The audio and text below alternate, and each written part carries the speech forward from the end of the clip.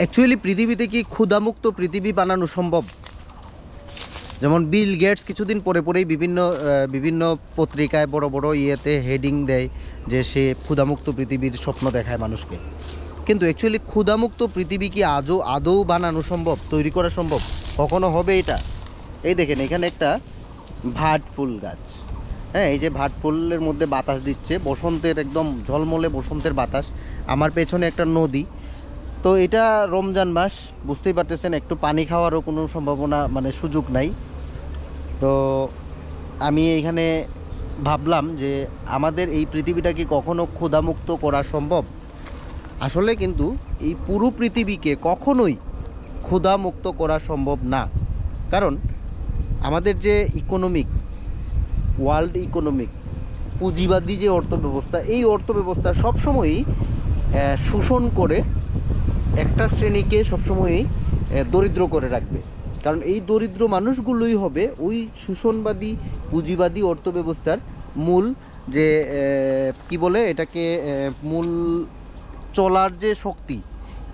এদেরকে অবলম্বন করেই কিন্তু পুঁজিবাদী যে অর্থনৈতিক ব্যবস্থার যে বড় বড় যা কোম্পানি কিংবা বড় বড় ব্যাংক, বড় বড় দেশ, হ্যাঁ, পৃথিবীর যে বড় বড় দেশ, সবগুলা কিন্তু এই যে দরিদ্র শ্রেণীর উপর ভর করেই কিন্তু তাদের পুঁজিবাদী অবস্থাকে কঠোর রূপে নিয়ে যাচ্ছে।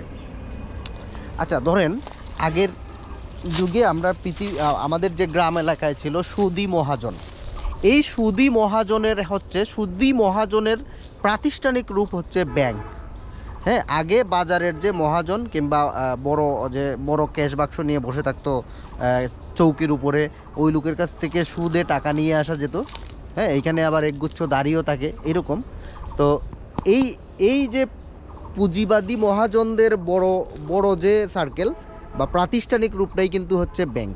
ব্যাংক থেকে আপনি লোন আনবেন, আপনি ব্যাংকে সময় মতো লোন পরিশোধ করবেন এবং অবশ্যই একটা মোটা অঙ্কের ইন্টারেস্ট তাদেরকে প্রদান করবেন। তো আব্রাহাম লিঙ্কনের একটা যে একটা কথা উদ্ধৃতি এইরকম যে ব্যাংক সবসময় আপনাকে আপনার সুন্দর রৌদ্রোজ্জ্বল দিনে আপনাকে ছাতা দান করবে এবং বৃষ্টি আসলেই আপনার কাছ থেকে ওই ছাতাটা খোঁজা শুরু করবে। ঠিক আছে? তো এটা কিন্তু ওনারা তো বড় মানুষ, ওনারা ছোট একটা কথা দিয়ে বিষয়টা বোঝায় যে আপনার সুন্দর সময়ে ওরা আপনাকে টাকা দিবে, কিন্তু যখনই আপনার সময় খারাপ হয়ে আসবে বা যখন আপনার ঠিক ওই বস্তুটির প্রয়োজন পড়বে তখন সেটা খোঁজা শুরু করবে। ঠিক আছে? এটাই হচ্ছে পুঁজিবাদী অর্থব্যবস্থার মূল যে ইঞ্জিন, এটা হচ্ছে ইঞ্জিন। ঠিক আছে? ওকে, ভালো থাকবেন। আমি বকবক করি আপনাদের সাথে, বিভিন্ন ভিডিও বানাই, বিভিন্ন গল্প টল্প আপনাদেরকে শোনাই। এগুলো যদি ভালো লাগে লাইক, শেয়ার, সাবস্ক্রাইব করে আমাকে উৎসাহ দিবেন। আপনার একটা ফলো, একটা লাইক, একটা কমেন্টস আমাকে যে কতখানি উৎসাহ দেয় সেটা আমি কখনোই বলে বোঝাতে পারবো না।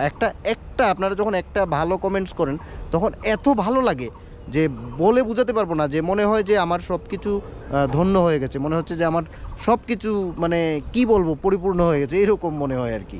সো প্রশংসাটা অনেক ভালো লাগে, এটা প্রত্যেকেরই, শুধু আমার না। ঠিক আছে, তাইলে ভালো থাকবেন। আসসালামু আলাইকুম।